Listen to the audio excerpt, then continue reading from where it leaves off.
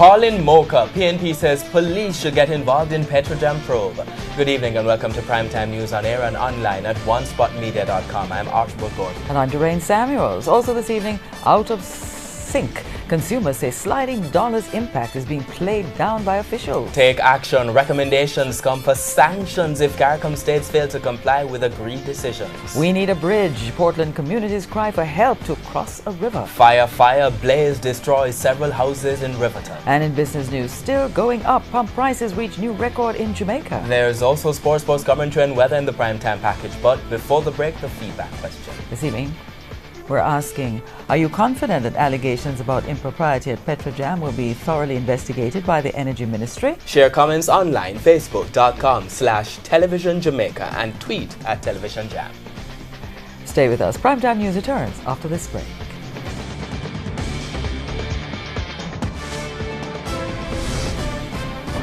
Welcome back to Primetime News. Special welcome to folks on onespotmedia.com. A massive fire damaged houses and livestock in Riverton, St. Andrew today. Even as the firefighters managed to control the blaze, residents are complaining that the only fire hydrant in the community is not working. There are also renewed concerns about the frequency of fires near the Riverton dump. TVJ's Kalisha Williams reports. Thick black smoke sending soot meters into the air. Nearby businesses feeling the effects, while residents use whatever they could to block out the fumes. Firefighters on the scene quickly fought the blaze, but these shacks could not be spared.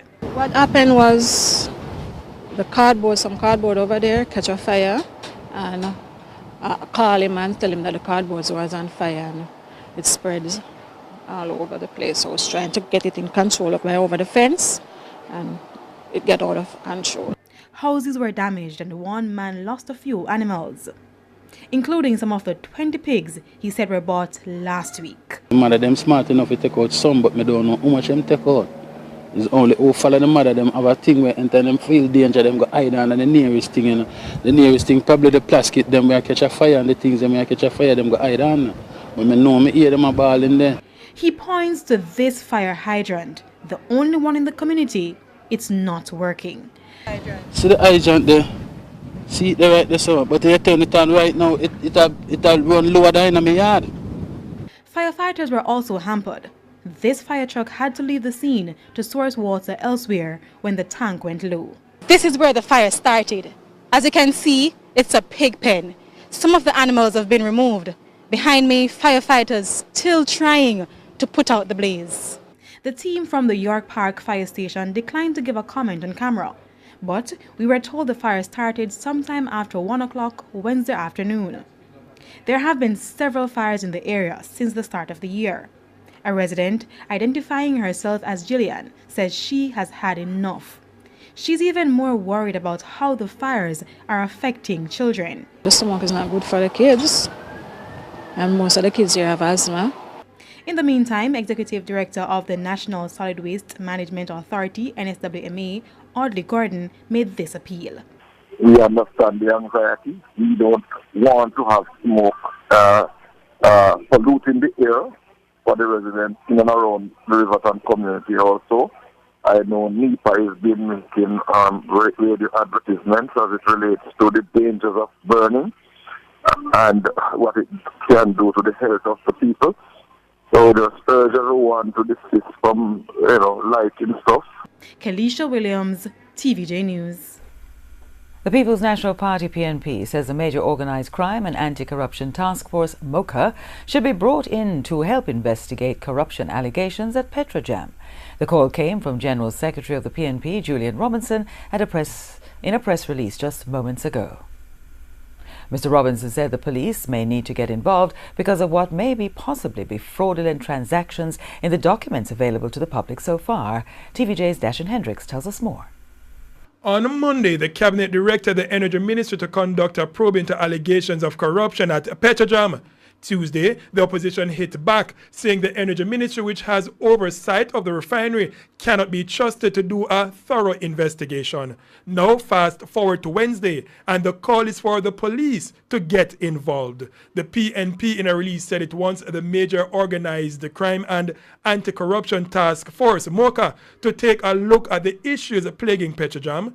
Specifically, the PNP wants MOCA to look into at least 2 instances of reimbursement of expenses to former chairman Percival Bahodo Singh for travel and related expenses which he did not undertake.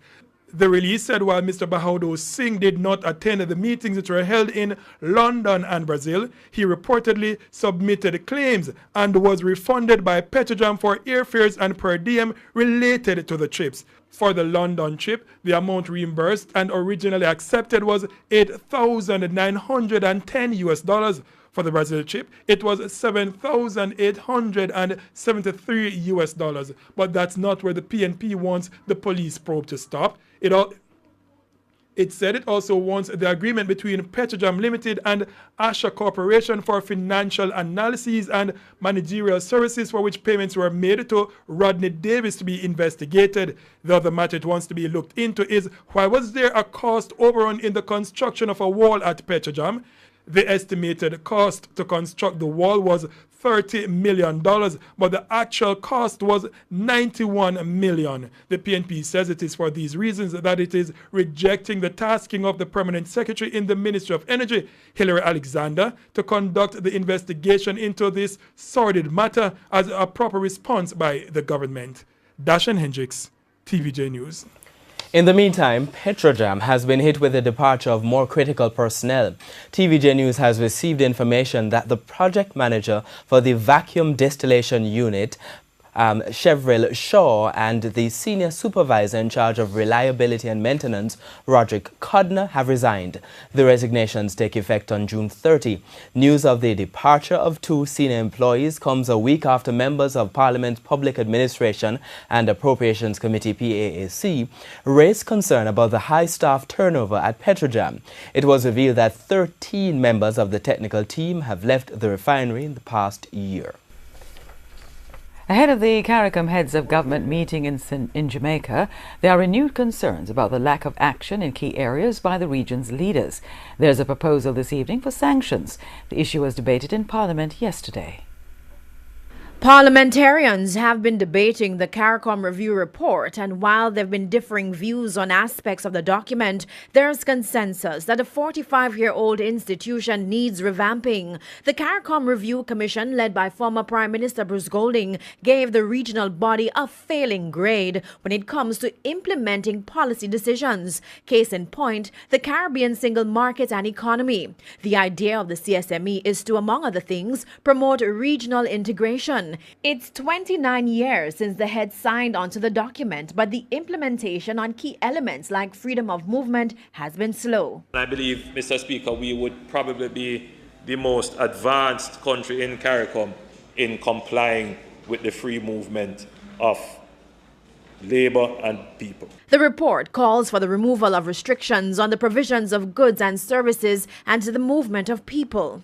In some CARICOM member territories, you can't just go there and buy land. So there are specific laws which prohibit non-residents, non-citizens from owning land. And there are other requirements, of course, which make it mandatory that if you're going to open a business, you have to have a local participating with a certain percentage. Opposition leader Dr. Peter Phillips offered this suggestion on how member states can comply. Unless there are, in fact, penalties that are applied, some sanctions for non-performance in relation to the decisions taken at the highest level of CARICOM, heads of government, and by the other organs, then we are going to have a repetition of the pattern whereby people come, say aye, and then go away and forget about the commitments given. Prime Minister Andrew Holness also told the House that he was not in agreement with the recommendation to withdraw from the CSME if the proposed measures outlined in the review are not implemented in 5 years. Dr. Phillips also agreed. We have to recognize that intergovernmental operations are often cumbersome, operations even within a single governmental apparatus are often cumbersome. So simply to set a deadline unilaterally is not likely to evoke the kind of compliance and buy-in that ultimately is what we want from our CARICOM partners. Janella Precious, TVJ News. A top story today, the PNP calls for MOCA to get involved in Petrojam's probe as it outlines inconsistencies in public documents on the happenings at the refinery. And still to come in Business Day, pump prices surge to record highs. We'll be right back. Back to a CARICOM-related story. Free movement across the region has also been a concern over the years. Foreign Affairs Minister Senator Kamina Johnson-Smith is this evening insisting that Jamaica has made progress in addressing many of the issues. She was speaking at a media briefing yesterday. TVJ's Vashan Brown has more. A large number of Jamaicans denied entry into CARICOM countries like Trinidad usually leads to a debate about free movement across the region. Foreign Affairs Minister Senator Kamina Johnson-Smith says there has been progress in dealing with the free movement issues between Jamaica and other CARICOM countries, in particular Trinidad. She argues that the numbers prove it. In 2016, 416 Jamaicans were denied entry into Trinidad. That number was reduced to 289 last year, and the figures keep going down. According to PICA, 63 Jamaican nationals were denied entry in the first quarter of this year, 2018. And while we can't predict what will happen by the end of the year, certainly if this trend continues, then the reduction continues. We anticipate that this will continue. This cooperation between public information as well as training and governmental responsibility among member states, that this will, of course, reduce some of the friction that exists. Senator Johnson-Smith says there is also a reduction in the number of complaints by Jamaicans about unfair treatment while traveling to other Caribbean territories. In fact, I'm not sure if we have any complaints now, apart any new complaints for this year, although there is one case in respect of Barbados that has carried over from last year to this year. So we're making progress. Turning to the Windrush matter, the Foreign Affairs Minister says the ministry has been asked by the British High Commission to assist in contacting 16 persons who are among the victims. She points out that the individuals have been identified based on records at the UK Home Office. We have just over this past week or so been able to confirm that one of those 16 persons had in fact died, and the 15 persons, we have supplied the contact information as recently as yesterday, and that information is either in respect of the persons themselves or next of kin, depending on how it is that they make contact. Most of them are in rural Jamaica, and several of them don't actually use internet or are uncomfortable with mobile phones, etc. So you may be contacting them through a neighbor or otherwise. Vashan Brown, TVJ News. Some consumers in the corporate area have rubbished the Bank of Jamaica BOJ's statements on the impact the sliding Jamaican dollar will have on the economy. The rapid slide over the past month has triggered concern among local producers. However, in multiple statements, the BOJ has insisted that there is no need for panic. TVJ's Herman Green has been following that story. Foolishness.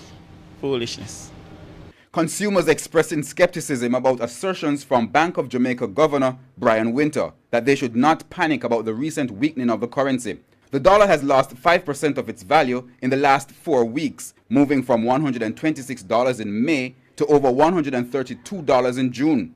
But on Tuesday, Mr. Winter told TVJ News that consumers should not worry too much about the movement because it is not impacting inflation. He even pointed out that inflation has been trending negative in recent months. Consumers say that's not their reality. Every day you go to the supermarket, you have to intend to carry more money because the price is not the same and gas go up and everything. So, you know, everything is just up there. Your experience? All right, prices are going up, and I don't know why the BOJ allowed the exchange rate to move from 130 a little bit last year all the way down to 124. And now it's moving back up to 134. It would have been better if they used the resources to maintain a more stable exchange rate between 130 to 133. I don't see it going down for now. All I can see is just increases. In terms of food prices? In terms of food and gas. Well, you know, a governor have to say, you know, because I feel him think that for just say how we feel it. There were other consumers, however, who said that they had not seen any major increases in food prices and that the dollar value is now settling at its true price. Last year it was 130 and now it's 130 again. Just that the dollar went down and it's now coming back up. So there has not been a real change in the dollar yet. I'm not so perturbed. It is summer. People tend to travel to the dollar. We need more US in summertime. And I do believe that there is a push to destabilize the dollar. I do believe that persons are buying it for no reason. Customer service supervisor at Lee's Food Fair on Washington Boulevard in St. Andrew, Merlette Bailey Green, deals with purchases from local distributors. She explains that the vast majority of foods sold locally are imported. The few that are produced locally depend on imported raw materials. When the dollar moves, their prices are impacted quicker. You know, once the dollar devalues, it will automatically affect our prices. Once the distributors, you know, increase their prices, we would have to make adjustments, you know, in order for us, you know, to make a profit. So that would be automatically, you know, the case. Definitely, we'd have to adjust our prices. Local producer and distributor Wisynco has already indicated that it will start increasing the prices of its imported products as early as July to account for the slide in the dollar. It said its portfolio of locally produced products are also being reviewed to see if a price increase is necessary. Herman Green, TVJ News. Residents living in 5 Portland communities are urging the government to offer some help to replace a swing bridge that collapsed over 2 years ago. The residents say traveling is difficult and the lack of a bridge is affecting their livelihood. Details from TVJ's Jeline Pearson. Residents in Castle, Moortown, Ginger House, Millbank and Cornwall Barracks in Portland now living in fear. They have to travel this route because a swing bridge that connected the communities collapsed in April 2016 after weeks of heavy rain.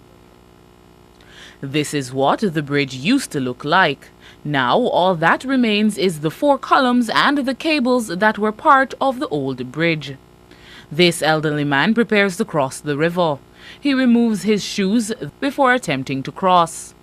When he gets over on the other side, he puts his shoes back on and continues on his journey.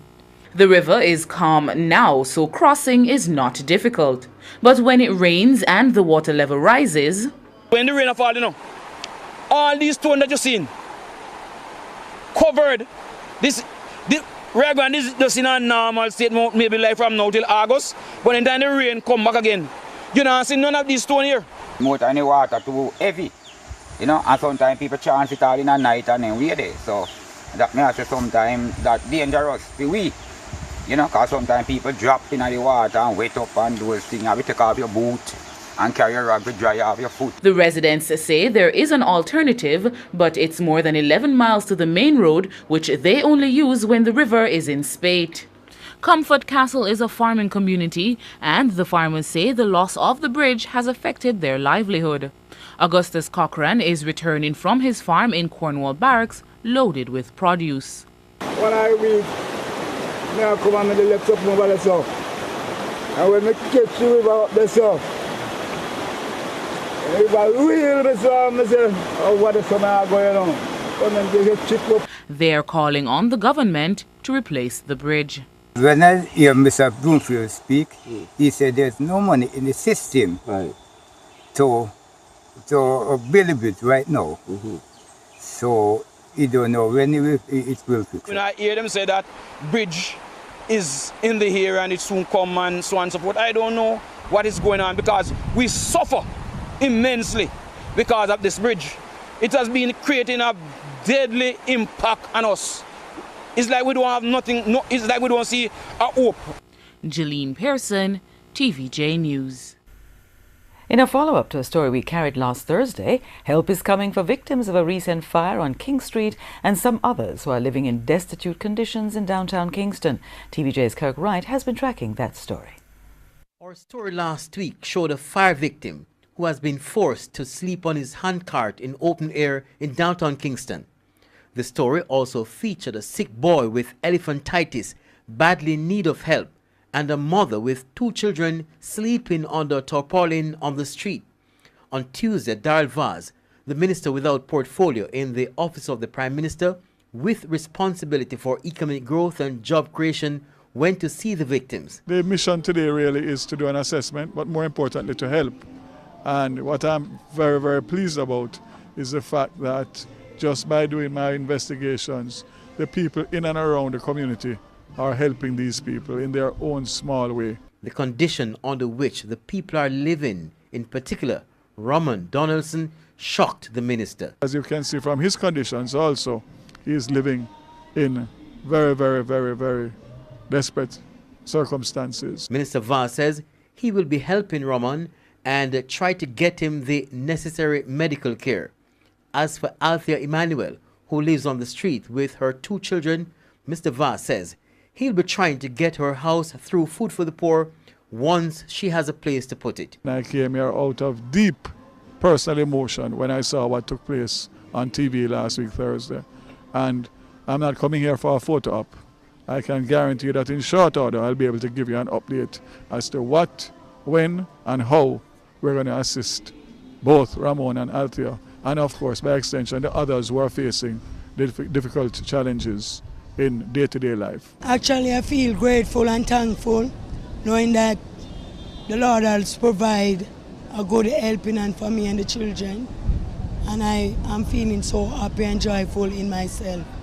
Even though people criticize me, nag me some sadly, and some of them joyful, and give me hopes and thanks that God will help me and provide. Kirk Wright, TVJ News.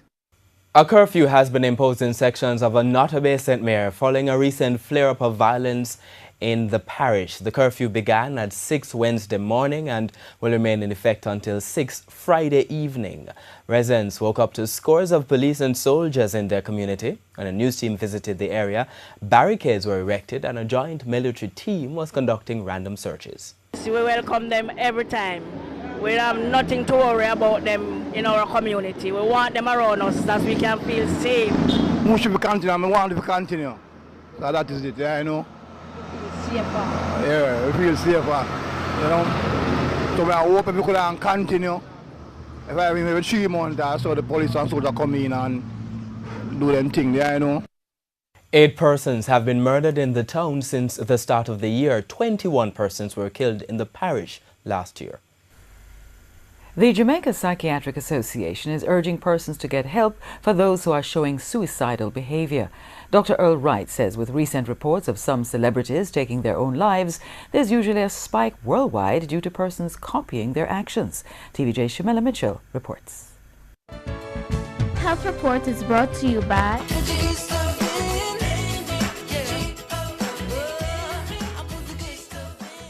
Nestle Lactogen 3, digestive comfort that shows. The suicide rate in Jamaica is about 2 per 100,000.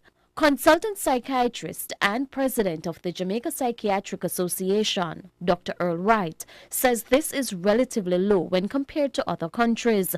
But there is still concern, especially when you hear about cases of celebrities committing the act. The research here haven't found significant increases here in Jamaica, but in the United States, Canada, and some of the other countries, there have been an increase of an epidemic sort of around the time when a celebrity commits suicide, the copycat.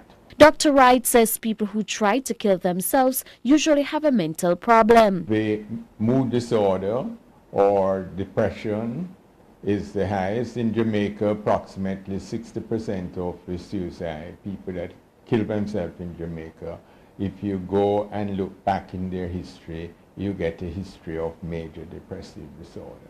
And then people with schizophrenia, psychotic disorders, hearing voices telling them to kill themselves and they act in it. This accounts for approximately 10%.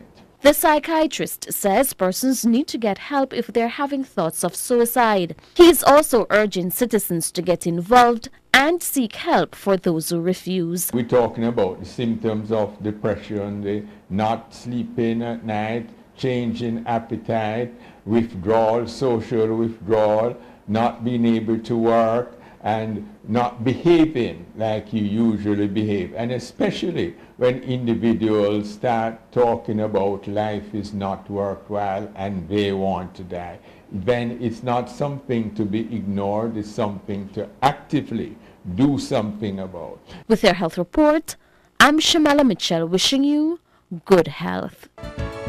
Health Report is brought to you by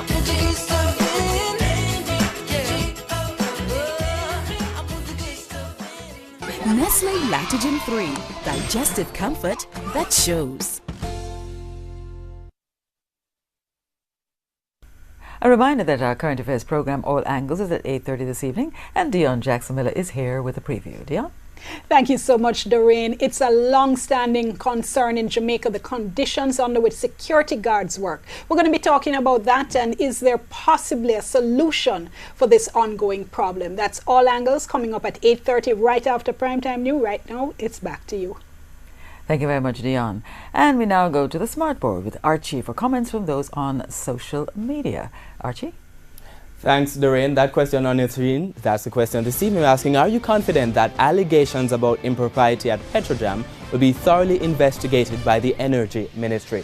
Here's the first comment. Nope, nothing will ever come from it. It will be slowly shuffled under the rug, says this person. Second comment, no, how can the very board investigate themselves?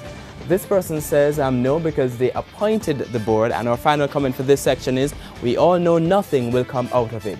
Keep your comments coming on Facebook and Twitter, facebook.com/Television Jamaica, and your tweets to @TelevisionJam.